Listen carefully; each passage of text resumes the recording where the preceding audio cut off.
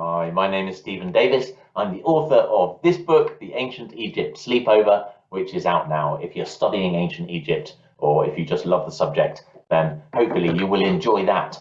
Today's a very special day, 14th of September 2022. It's the 200th year anniversary of hieroglyphs, ancient Egyptian writing, being deciphered, decoded for the first time.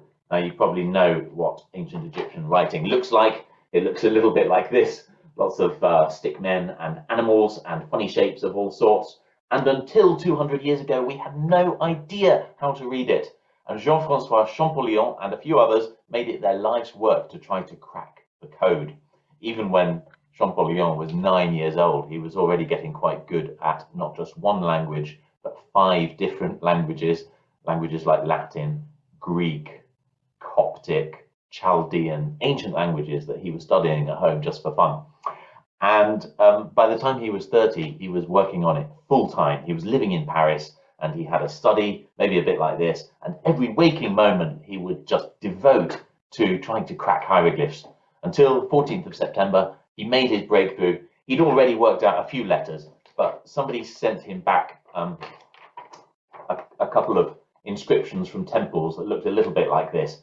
And he worked out that they were the names of pharaohs. He worked out that this top one was Ramesses II, and that the one on the bottom was Thothmes, another very great pharaoh.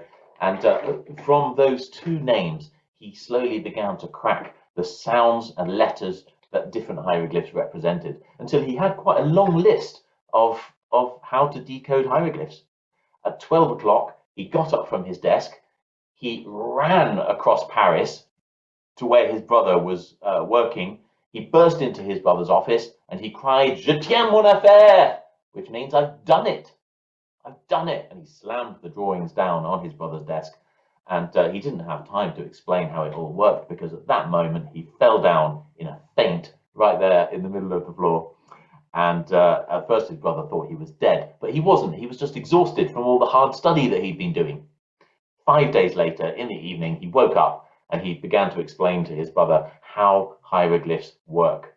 And later that month, on the 27th of September, he gave a big lecture in Paris to all the people who were interested in understanding ancient Egyptian hieroglyphs.